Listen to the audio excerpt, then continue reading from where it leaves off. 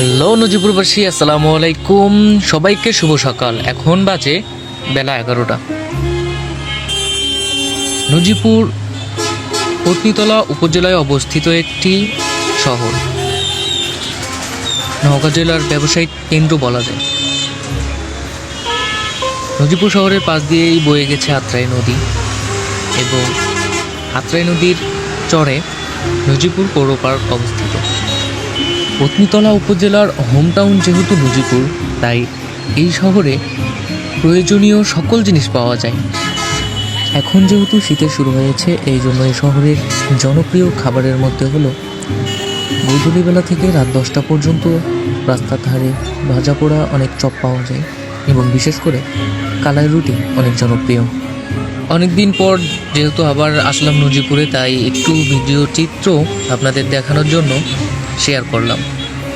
এখানে এসে আরেকটা জিনিস লক্ষ্য করলাম যে যেহেতু সামনে বিশ্বকাপ খেলা নিয়ে বিভিন্ন ধরনের উদ্যোগ নিয়েছে এলাকার লোকজন, কিন্তু এই নজিপুর শহরে দেখি আকাশে উঠতেছে ব্রাজিল, আর্জেন্টিনা বিভিন্ন পতাকা। তো ভিডিওটি ভালো লাগলে শেয়ার করবেন সবাই। ধন্যবাদ।